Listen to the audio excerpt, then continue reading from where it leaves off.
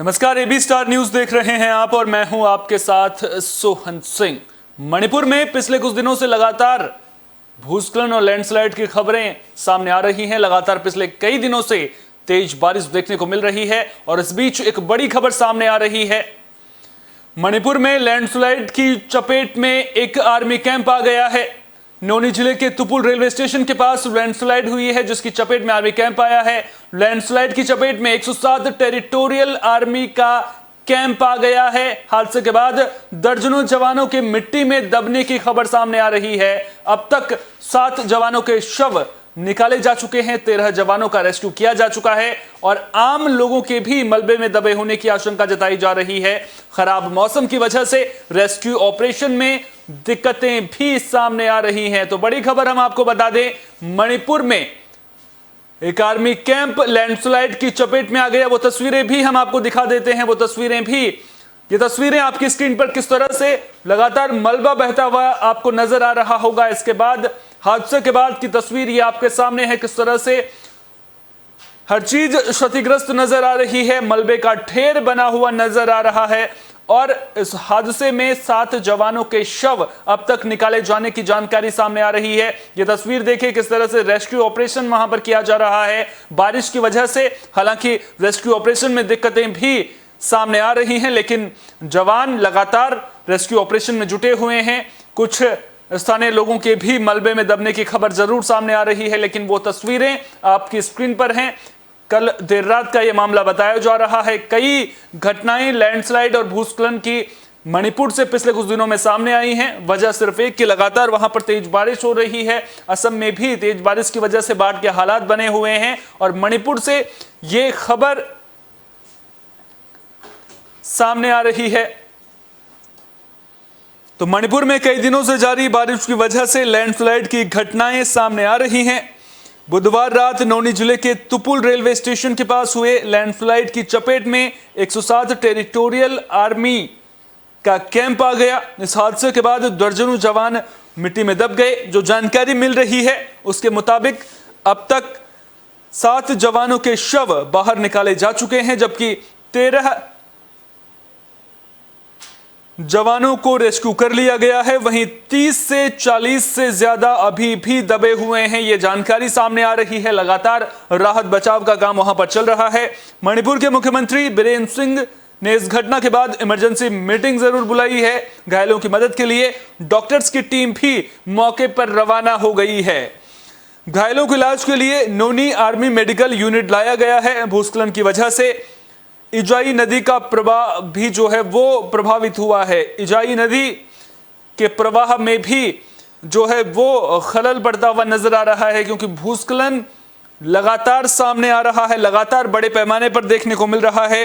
ये नदी आपको बता दें कि तामेंगलोंग और नौनी जिलों से होकर बहती है। रिपोर्ट्स के मुताबिक कुछ नागरिकों के भी मलबे में दबे होने की आशंका है। तो अब प्राथमिकता जो लोग मलबे में दबे हुए हैं उन्हें वहां से बाहर निकालने की है। लगातार रेस्क्यू ऑपरेशन भी चलाया जा रहा है, लेकिन जिस तरह से वहां पर मौसम है, मौसम रोड़ा डालता हुआ नजर आ रहा है। मौसम रेस्क्यू ऑपरेशन में दिक्कतें पैदा जरूर कर रहा है, लेकिन जवान लगातार वहां पर डटे हुए हैं, लगातार रेस्क्यू ऑपरेशन को सफल बनाने में जुटे हुए हैं। लगातार जो घायल हैं उन्हें अस्पतालों में भर्ती किया जा रहा है।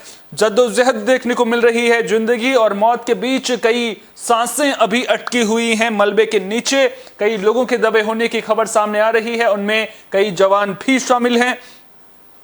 एक अधिकारी से मिली जानकारी के मुताबिक खराब मौसम की वजह से रेस्क्यू मिशन में दिक्कत का सामना करना पड़ रहा है।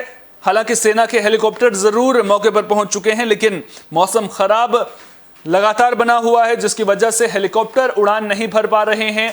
खराब मौसम कब तक बना रहेगा और कब तक रेस्क्यू ऑपरेशन में दिक्कतें आएंगी, इस पर भी नजरें लगातार हमारी बनी हुई हैं।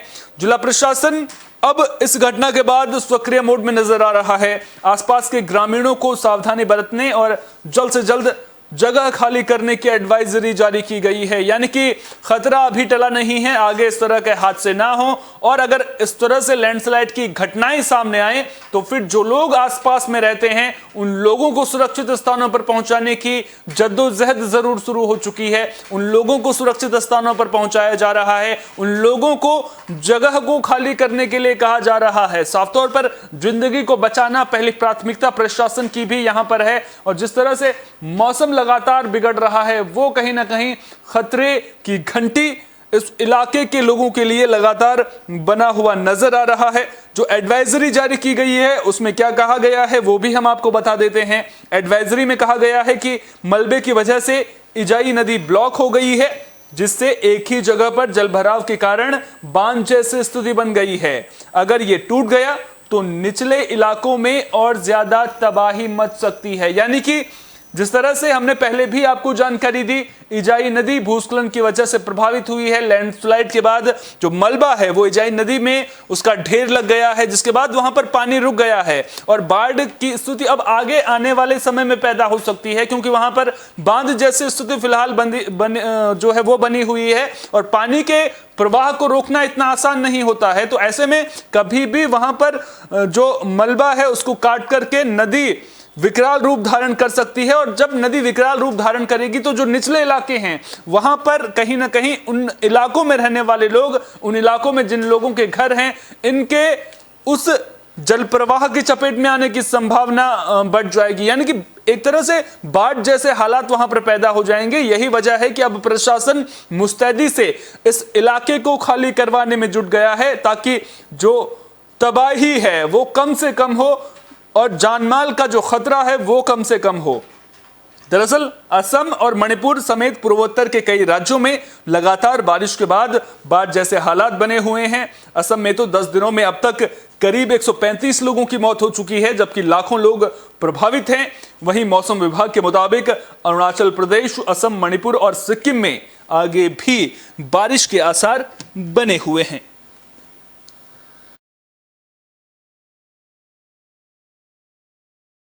तो पूर्वोत्तर के राज्यों में मौसम की मार देखने को मिल रही है। मौसम अभी भी खुशनुमा होता हुआ नजर नहीं आ रहा है। आने वाले दिनों में भी बारिश का अलर्ट जारी किया गया है। यानी कि मौसम फिलहाल साफ होता हुआ नजर नहीं आ रहा है, लेकिन जिस तरह से आर्मी कैंप धंसा है उसकी लैंडस्लाइड की चपेट में आने से 7 जवानों की मौत की खबर सामने आ रही है। 7 जवानों के शव निकाले गए हैं। कई और लोगों के भी मलबे के नीचे दबे होने की आशंका जताई जा रही है। उम्मीद यही करेंगे कि जो रेस्क्यू ऑपरेशन है वो जल्द से जल्द सफलतापूर्ण तरीके से समाप्त हो और ज्यादा से ज्यादा जिंदगियों को मलबे के ढेर से बचाया जा सके।